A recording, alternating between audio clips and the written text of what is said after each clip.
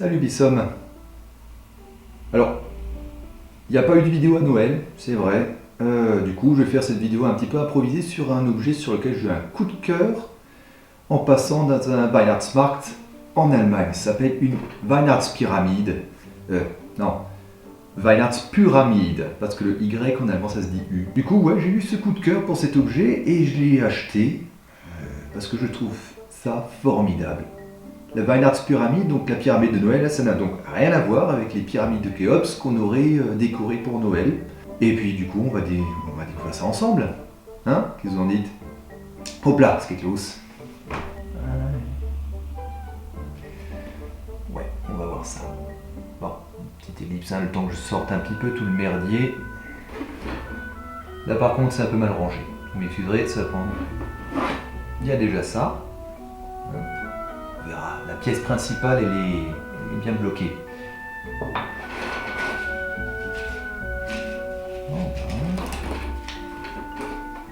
Alors, on a ça. Et on a 1, 2, 3, 4, un peu plus vite. 5, 6, 7, 8, 9, 10, 11, 11, 12. Voilà. Donc on a déjà tout ça. Ça, c'est ce qui vient au-dessus. Vous verrez déjà, on va monter ça ensemble. Bon. Il reste encore. Donc j'ai tout sorti. Il y a ça encore. Là. Il y a ça. Ça, c'est pour mettre des bougies. Apparemment. J'en ai déjà vu des comme ça, hein, des Weihnachtspyramides. Donc des pyramides de Noël. Weihnachtspyramide, on dirait en alsacien. Et j'ai trouvé ça vachement cool. Lorsque je l'ai vu pour la première fois, j'étais bluffé. Vous allez voir pourquoi. Bon, on va sortir la pièce principale. Heureusement, il n'y a pas à monter. La fameuse pyramide de Noël. Voilà, on a tous les éléments devant nous. Du coup, pourquoi est-ce que je trouve ça fascinant? Ben, la première fois où j'avais vu ça, j'ai trouvé ça génial. Alors, vous allez voir, on va monter ça. Hein, je vais mettre ça comme ça. On va monter tout. Je vais tout vous montrer. On commence par une pale. Vous allez voir ce qu'on va pouvoir faire avec.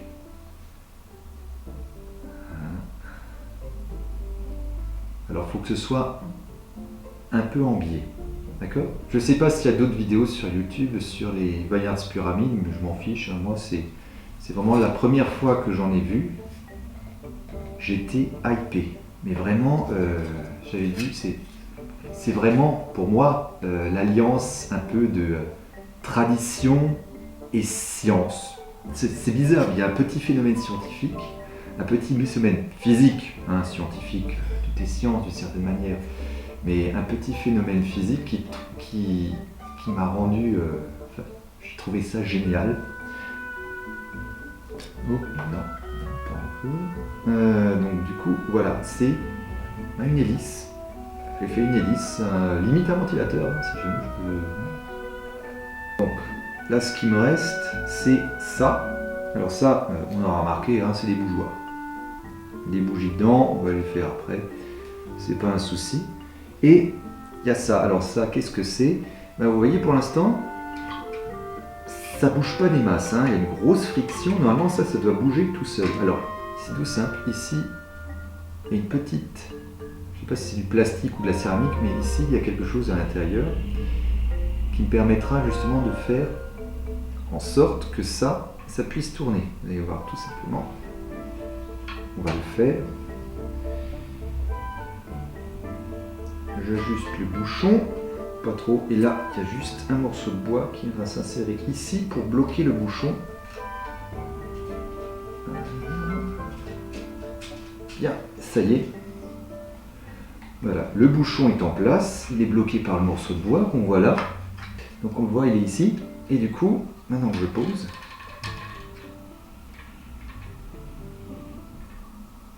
Voilà, c'est déjà quelque chose. Il y a un mouvement. Un mouvement, vu que c'est fait sur une aiguille. Donc là, ça. Ah. Bien. Ça, ah voilà. Voilà. Je sentais bien qu'il y avait un truc là. Normalement, vu que c'est central, bon, on ne va pas le faire tourner si vite. Vu que c'est central, ça ne touche pas au bord, hein, comme avant. Le petit bruit, c'était parce que ça touchait au bord ici, sur cette colonne. Donc maintenant, c'est central, c'est posé sur le fond de la céramique apparemment, et donc il y a la pointe qui est là. Vous la voyez pas, quoique, je sais pas. Mais c'est posé vraiment sur une pointe, donc c'est vraiment la friction est minimum. Et ça en fait, ça vient dessus. Alors ça a l'air de rien comme ça, mais c'est surtout pas fini. Donc pour l'instant on va enlever ça, on va enlever l'hélice et on va placer les bougeoirs. Et là vous allez me dire que je suis une andouille de première parce que j'ai pas de bougie et qu'il faut des bougies pour que ça marche. Des petites bougies blanches et j'ai de quoi les allumer, des allumettes king size, bien tordues celle-là d'ailleurs. Par contre la boîte d'allumettes a vécu, j'espère que ça va marcher. Enfin on va placer les bougies. On sent, ouais bon, ça devrait que j'ai acheté moins cher. Il va tout en promotion, ouh là là. Oui, alors évidemment, hein, c'est un fond plat, et là, on voit que les bougies sont un petit peu, c'est du premier choix, donc les bougeoirs sont un fond plat. Alors, faites pas comme moi, parce que vous voyez que j'ai un tissu juste en dessous. C'est vraiment pas le meilleur truc à faire, hein, je vous avoue. Je viens juste de m'en rendre compte. Alors, on va prendre une première bougie, on va faire ça comme ça.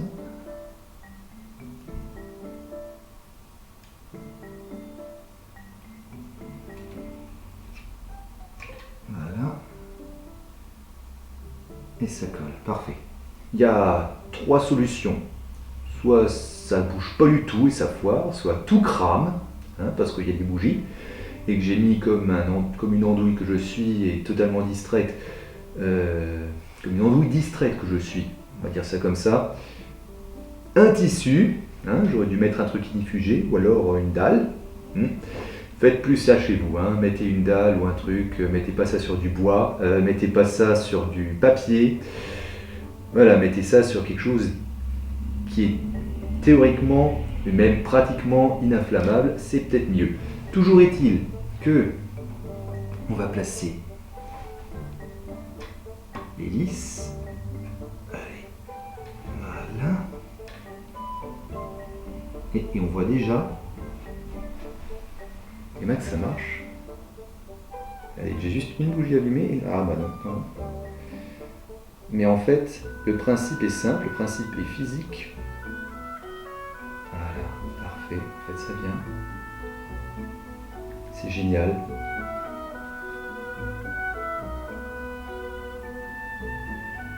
C'est génial, ça marche. Ça marche. J'ai déjà eu une pyramide comme ça, mais elle ne marchait pas. Et là, par contre, j'avais la king size, on va dire, à acheter. Et arrivé. Et c'est génial. En Allemagne, c'est hyper connu. En France, pas du tout. Enfin, en Alsace, si, parce qu'on fréquente quand même pas mal de marchés de Noël en Allemagne. Mais sinon... alors là, je suis comme un gosse. Alors comme vous... c'est vraiment une alliance entre phénomène physique et tradition. Mais c'est du bois. C'est 100% du bois, avec du métal évidemment, hein, pour que ça tienne, et de la bougie. Donc c'est vraiment un automate qui est mu par un phénomène physique. C'est-à-dire que l'air chaud qui est brûlé par les bougies monte, et vu la disposition des pales, en fait, ça fait tourner l'hélice, dans ce sens. Hein. Et vu que l'hélice est solidaire de la tige où sont montés les carrousels, où il y a les personnages, et ben les personnages tournent. Je trouve ça génial. Et en Allemagne, non seulement ils vendent des petits modèles comme ça, mais en fait ils montent aussi des grands modèles automatisés qui fonctionnent à l'électricité par contre, où l'hélice elle tourne toute seule, et c'est pratiquement un concours à ce qui est la plus haute. Et il y en a parfois, tout simplement, on peut s'asseoir dedans, on peut y manger, on peut boire un vin chaud à l'intérieur, ou alors il y a carrément un bar qui est installé au rez-de-chaussée. Non, franchement, c'est... mais voilà, c'est autant... En Allemagne, c'est autant un symbole de Noël que le serait le sapin, le Père Noël, la neige et tous les symboles. Mais là, c'est vraiment une tradition typique allemande. Et moi, je trouve le principe excellent.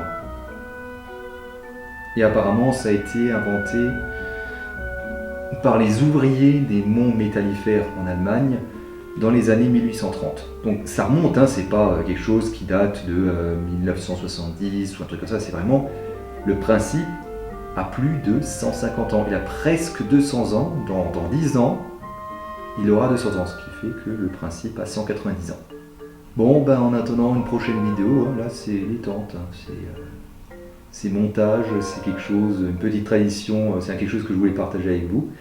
Du coup, ben moi je vous souhaite une excellente année 2020. Pour moi, je n'ai pas l'impression que ça change des masses des dernières années, même ça a un petit peu mal commencé. J'espère sérieusement que ça va s'arranger. En tout cas, j'espère pour vous qu'elle a bien commencé et qu'elle finira tout aussi bien. Voilà. Sur ce, salut Pissom, au Pisnach, le moule.